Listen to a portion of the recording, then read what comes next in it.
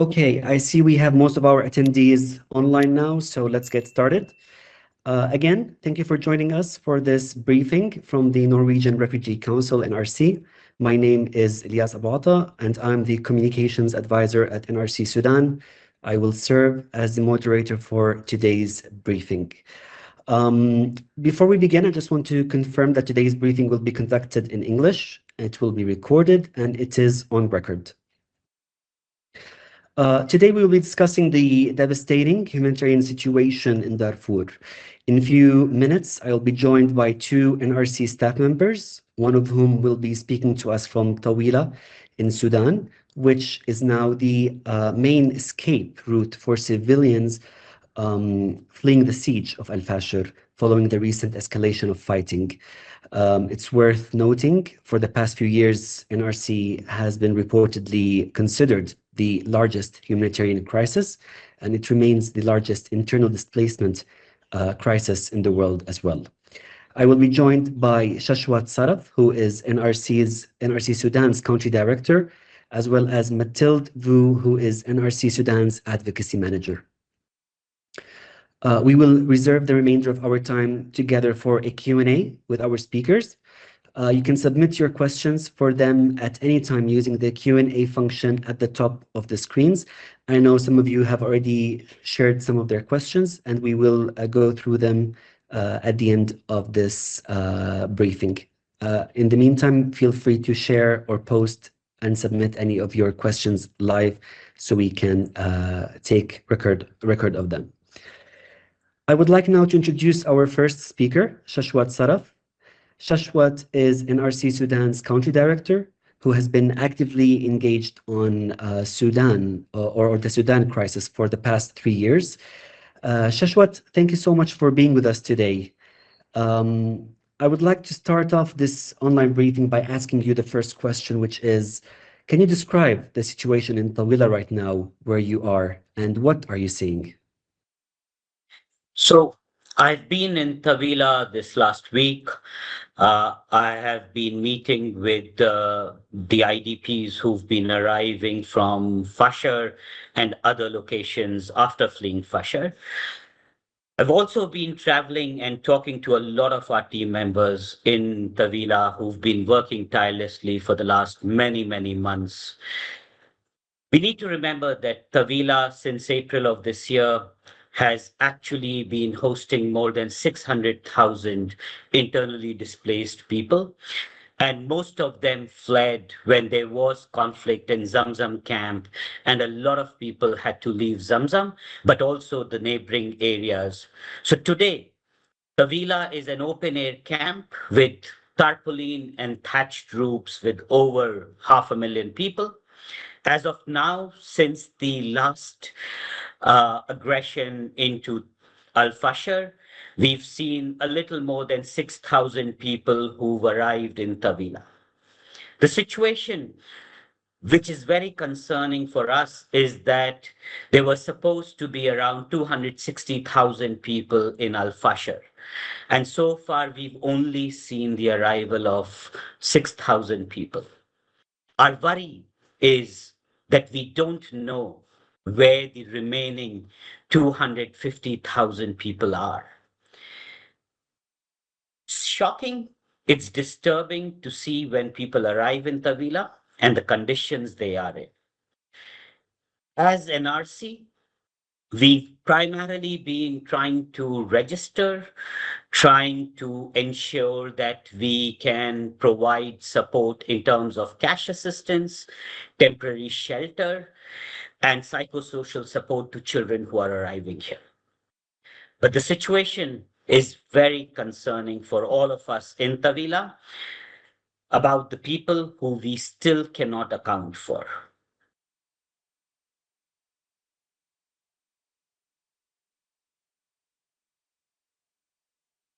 Thank you, Shashwat. I would now like to invite Mathilde Vu, who is NRC Sudan's advocacy manager. She herself has also been engaged on the Sudan conflict for the past 4 years. Mathilde, thank you for being with us today. Thank you. So we've heard from Shashwat on the situation and what he has been seeing and witnessing personally. We've all seen it. Al-Fashir has dominated the headlines over the past 2 weeks almost since its fall. But this crisis didn't start just days ago. Can you walk us through how we got here and what has been happening over the past year? No, absolutely. I mean, what's important to understand right now is that this campaign of destruction that we're seeing over this past week has been calculated. It's been planned. It's been 18 months now that Al-Fashir, the largest city of Darfur, is being besieged. And when I say besiege, I actually mean physically besieged with the berm surrounding the city, with starvation being used as a weapon of war, with every single request to send humanitarian assistance into the city of Al-Fashir being rejected, with traders not being able to cross into Al-Fashir and replenish markets. What this means is that the people of Al-Fashir have been surviving on animal food for the past months. They've been drinking rainwater for the past month. They've been shelled. They've been obliged to dig holes on the ground in order to survive. We've been, for example, supporting local responders for the past year now in Al-Fashir, local responders who are risking their lives every day to provide food. Towards the end of September, they were obliged to dig the entire kitchen underground in order to protect the kitchen and then distribute the food house to house so that there wouldn't be a crowd inside Al-Fashir, so that the crowd wouldn't be shelled. So this is not an isolated area at all. People have been also attacked while they were trying to flee. This has happened over this past week, but this has also happened over this past 3 months, systematically in Tawila, when we have received people who barely made it to Al-Fashir. They told us horror story, and really, like, staying or leaving Al-Fashir has been a deadly gamble. So, as Shashwat said, where are the people fleeing? 85,000 people are estimated to have fled Al-Fashir according to the United Nations. Only 6,000 right now, a little bit more, have reached Tawila, and that is, again, what is really keeping us awake at night right now. Thank you. Thank you very much for those insights, Mathilde. And I can see that we are receiving some questions in the Q&As. Thank you for everyone posting their questions, asking from Fatma from AP and Reuters.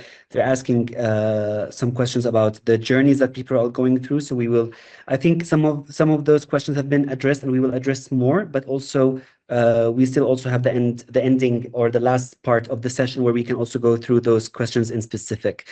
Shashwat, I want to turn back to you now. And you've been in Tawila these past days, and you've met people arriving from Al-Fashir. Is there a moment or encounter that, from what you've seen, that has really stayed with you? I'll talk about two experiences that I've had that really worry me, but at the same time also give me some hope. So these are stories of despair on the one hand and hope on the other hand. The first one is about coming across 6 children who were unaccompanied, who didn't know where their parents were, where their grandparents were, where their siblings were. They just arrived with people in a group, but had no relative. But then the hope there was that a woman who herself has been displaced from Fashar and has had to make this arduous journey from Fashar to Tawila, stepped up and say, "No, I will take care of these 6 children."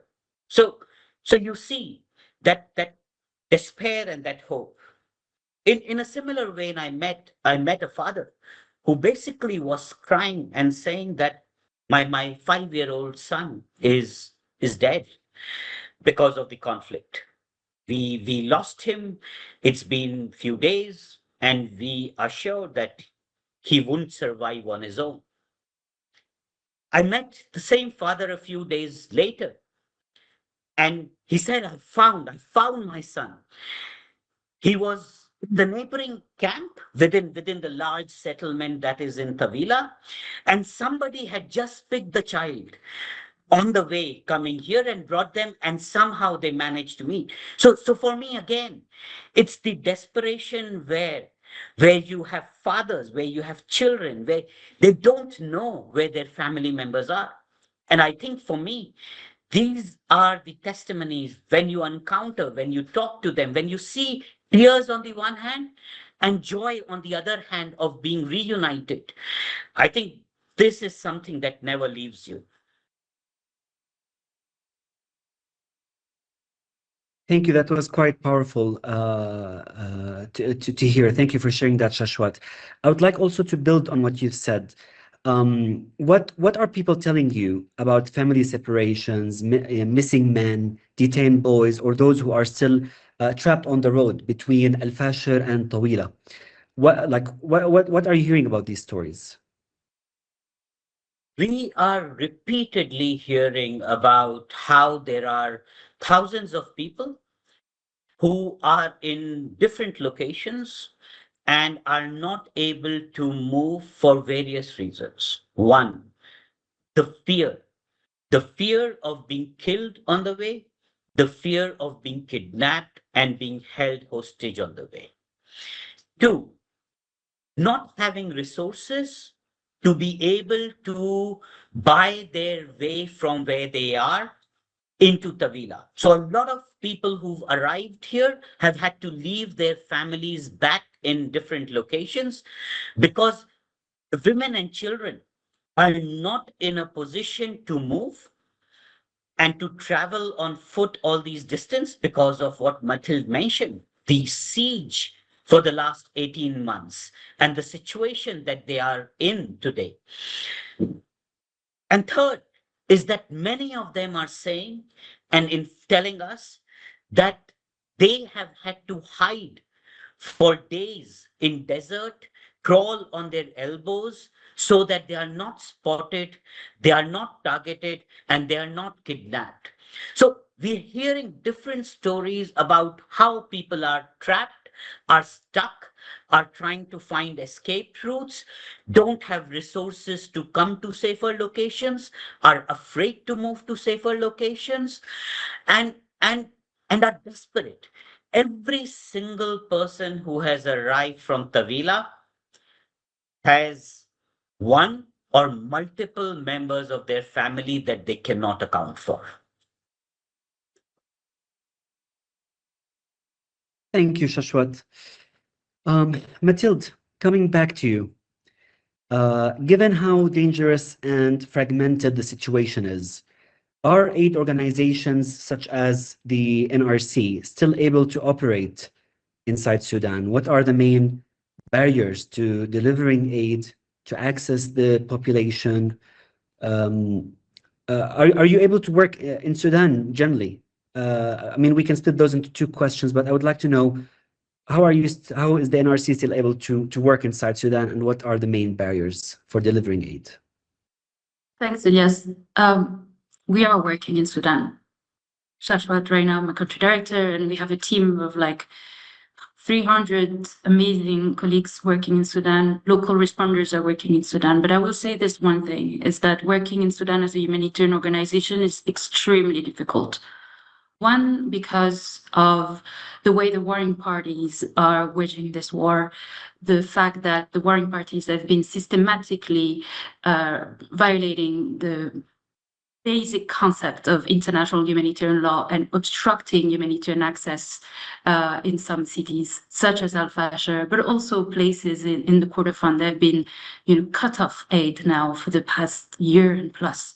So that's one. Second, it's difficult to work at the pace that is needed. There is an area of bureaucratic impediment in Sudan that makes it very difficult for an organization like us to save lives on time. Third, and that's super important, I think it's a question that has been raised in the Q&A, the funding is not there.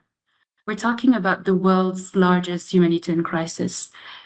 The international organization in Sudan says that they need $4 billion to answer the crisis. We have 70% gaps. What this means is that organizations like mine in Tawila, for example, have to take heartbreaking choices. Do we help the people who just arrived, or do we help the people who arrived last month? The same people who are suffering from the exact same sickness, the exact same abject living condition, who survived the same exact atrocities. Yet we just have to find the most vulnerable of the vulnerable. And that is really the answer to your question. No, the donor community, the world has not really met the moment when it comes to Sudan. There hasn't been enough international solidarity when it comes to Sudan, and when it comes to also the hosting countries for the refugees, some of the poorest countries in the world, like Chad and South Sudan. Thank you, Mathilde, for that. I'm going to turn back to Shashwat for a final question for him. And Shashwat, you're speaking to us from Tawila, which is one small town receiving thousands of displaced families. But the rest of the country is also at war. And Sudan is often described as the world's largest humanitarian crisis today, just like I mentioned at the beginning of this briefing. Could you help us understand the broader picture beyond Tawila? What is happening across Sudan right now?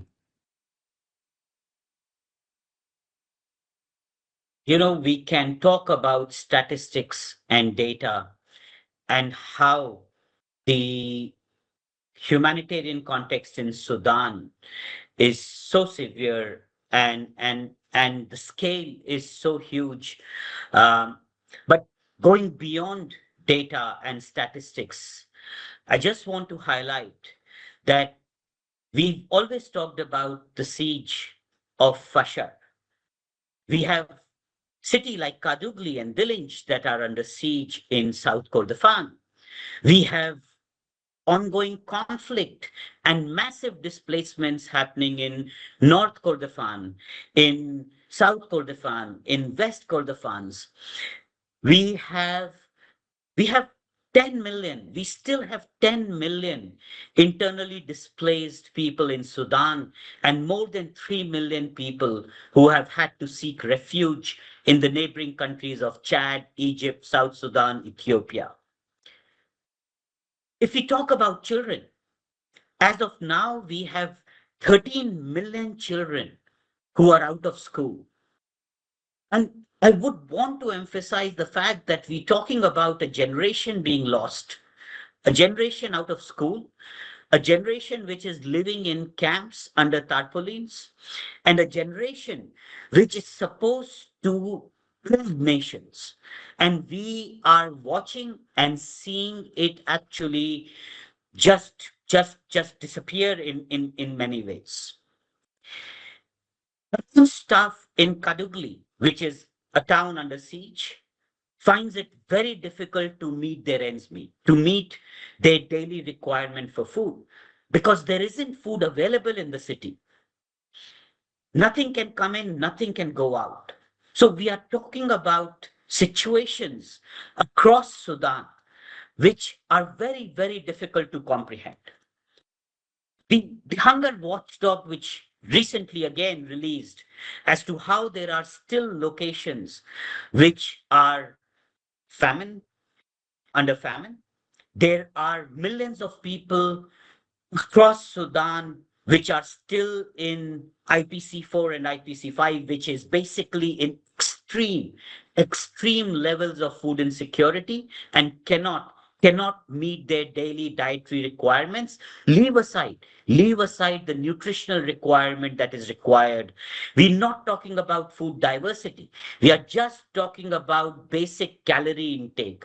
That's also not available for millions of people. So yes, it's a picture. It's a very grim picture that I'm painting of the context in Sudan. But I just want to reiterate the fact that it's the people of Sudan who are losing. I don't know what else I can say, but every single individual in Sudan currently has lost something or the other, whether it's their house, whether it's a family member. something or the other over the last 2.5 years since this conflict started? Thank you so much, Shashwat, for that. I'm going to ask Mathilde this next question. It will be the last one from those for this session before we move to the Q&A session. Mathilde, the question is about what needs to be done now. We're hearing from both you and Shashwat how urgent the situation is. And for that, what do you believe needs to happen from donors, from mooring parties, from regional actors, from those with influence? What needs to happen to protect civilians and to allow aid in? What needs to happen is for the international community to wake up. I mean, I was in Darfur a few months back, and when I was talking to people, they told me that they felt abandoned. And I think they're right, and we think they're right. Since the past 2.5 years, Sudan has been systematically neglected. It's been number 20 of the priorities of most of the world's leaders. There hasn't been enough political attention. There hasn't been enough high political attention, continued one, to make sure that few things, there's rules in war. And the rule number one, regardless of the ceasefire, regardless of the pause, is to protect the civilians, is to protect civilian infrastructure, to protect aid workers, local responders. There's a second rule, is to make sure that assistance reaches the people in need. That's the rule of war, not the rule of peace. This has not happened. So the international community needs to change the way they think about Sudan. They need to pressure the backers as well to ensure that these basic rules of war are respected so that we can at least save lives instead of delaying death, which is what we've been doing now for the past 2.5 years. Thank you.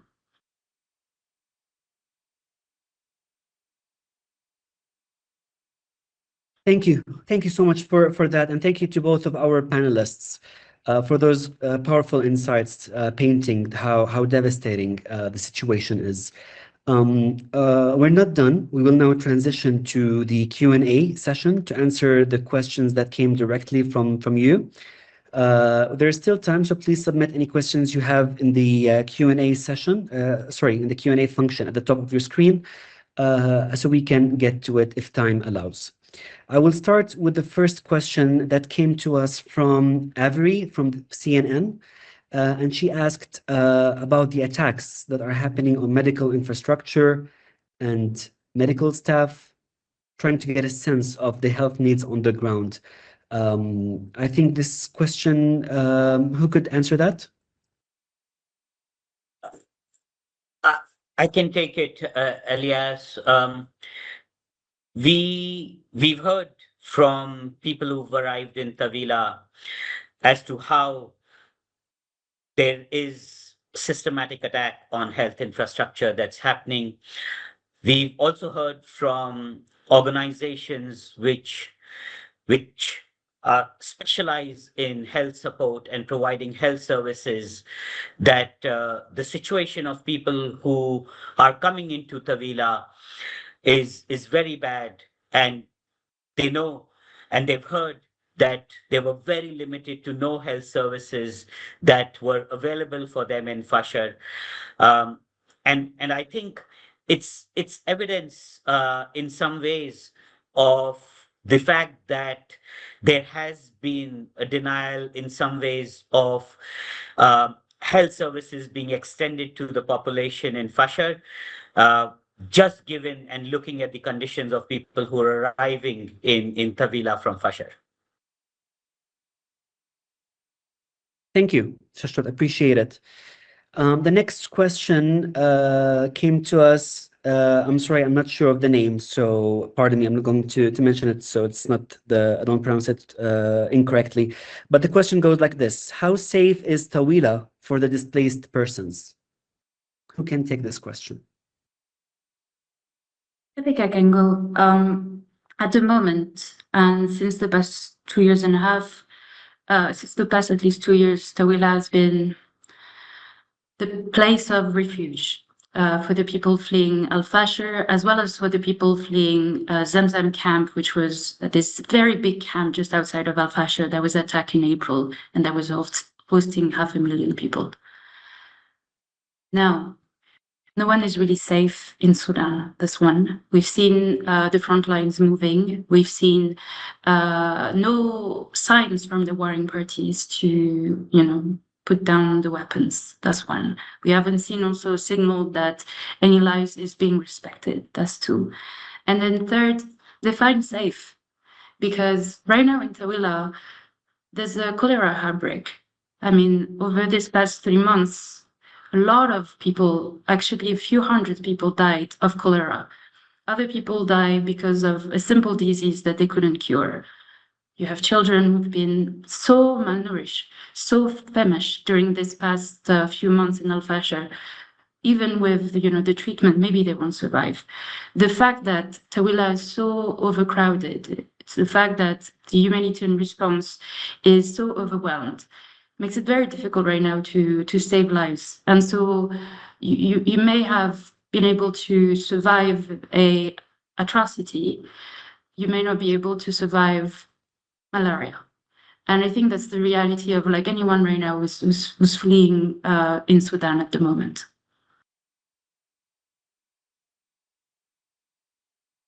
Thanks, Mathilde, for that. The next question, Andaki, we're seeing questions coming in, so we thank you all for your questions, and we are taking note of all of them. The next question goes like this. It says, during the war, there have been reports about child soldiers. What do you know about that? And what have people from al-Fashir said about it specifically? This is coming from Sarah from the Swedish Broadcasting. And go on again. So from the people that we received in Tawila at the moment, they haven't told us about child soldier. We also haven't asked the question, so that's important to note.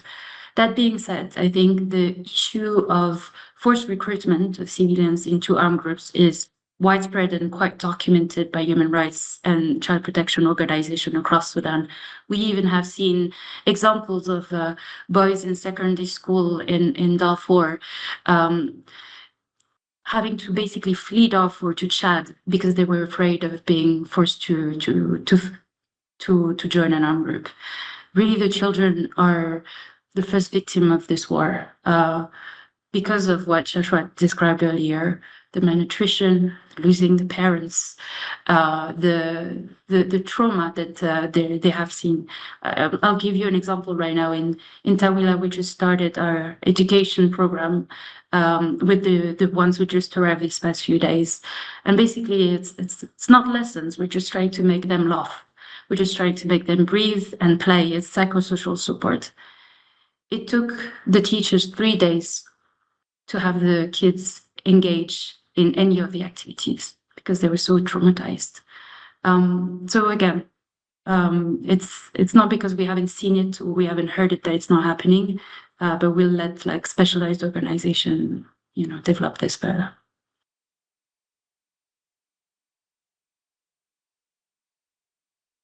Thank you. Thank you for answering that, Mathilde.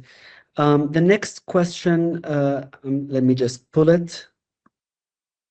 Pardon me for the delay. Okay. The next question says, it's coming from Emmanuel from Radio France International.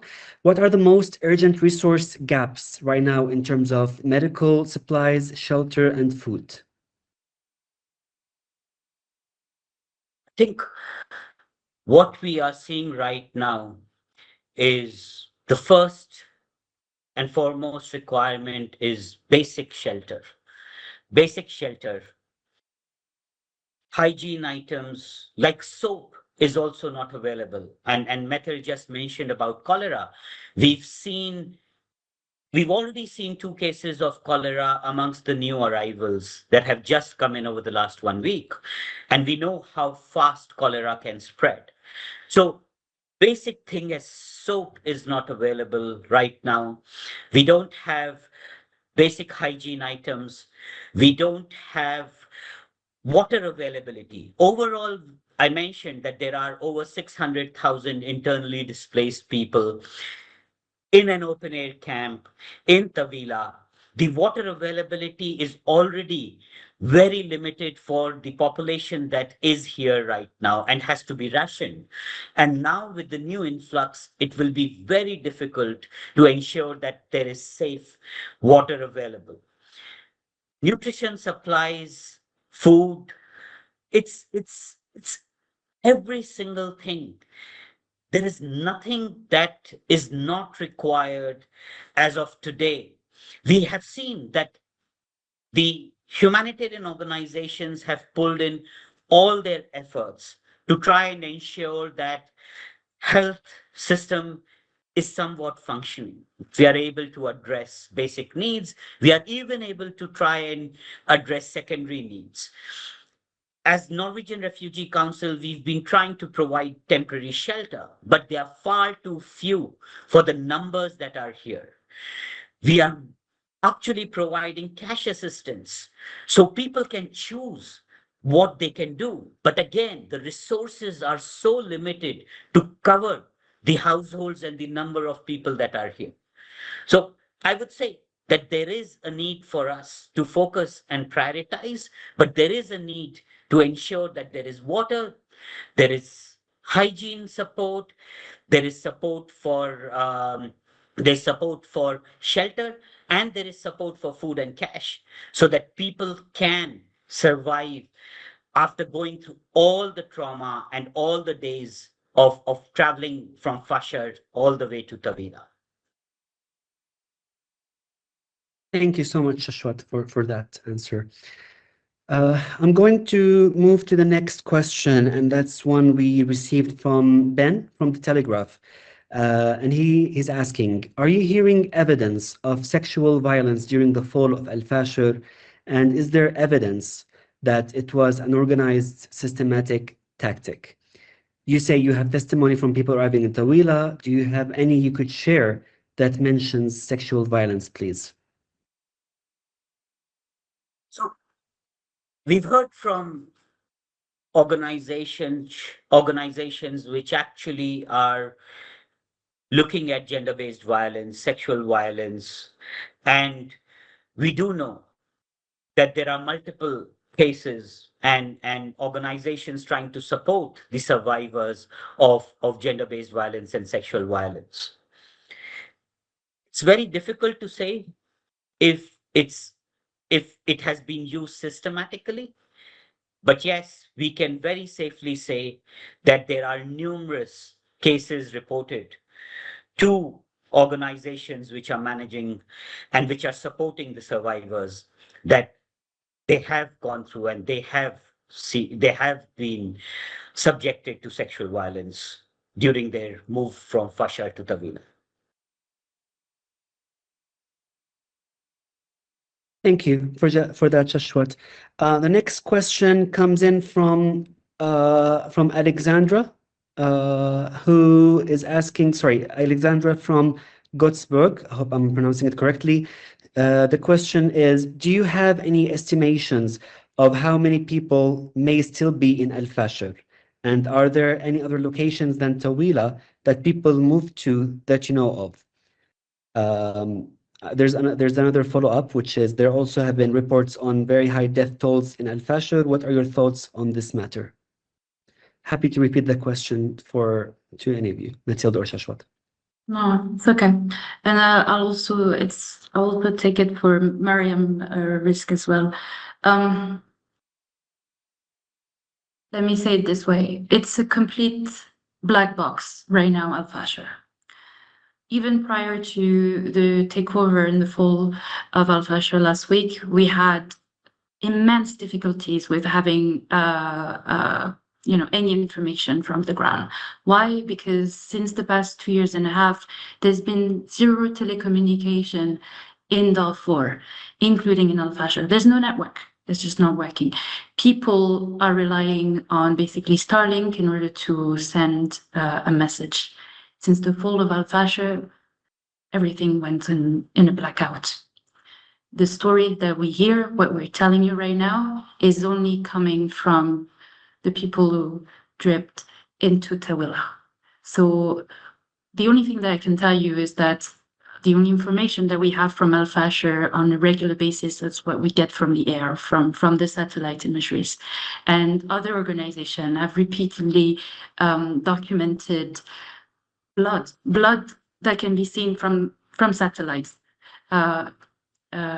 Civilian infrastructure that have been destroyed. So it's extremely difficult for us to tell you how many people are trapped, simply because right now there is no way to get any information from this black box. That is the same for any areas outside of Tawila and outside of al-Fashir in this no man's land. And I'm going to address also the question of like, what does it look like? It's a desert.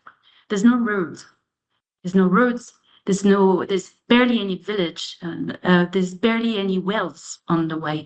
People who arrived in Tawila arrived so dehydrated that some of them cannot talk and have to be like straight away referred to the hospital.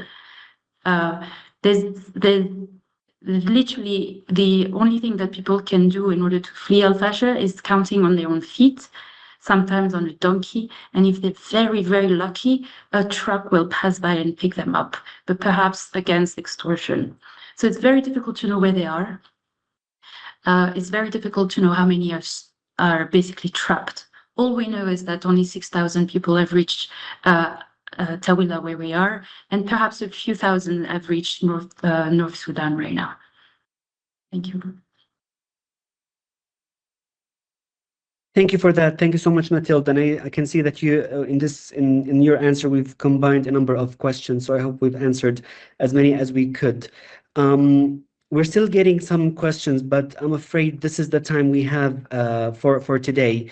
But for those who we couldn't answer during the session, we will respond by email. We are keeping a note of all those questions. And I do want to thank our speakers and our audience for taking the time to attend today's event, the briefing, and for your participation. We've heard clearly from Shashwat and from Mathilde on how the fall of the al-Fashir is part of a much longer and wider crisis. As we've heard, people are reaching Tawila exhausted, injured, often separated from families. Many boys and men are still missing or trapped. Health centers have been attacked. Aid access is extremely limited, or blocked even. And the needs for food, medicine, and shelter far exceed what's available. And we also heard how beyond Tawila, the rest of Sudan remains at war, and this is a nationwide humanitarian catastrophe. We hope you found the conversation today valuable. Please don't hesitate to reach out to me with any further questions you might have. My email address, you can see it on the screen. And we do thank you so much for your support.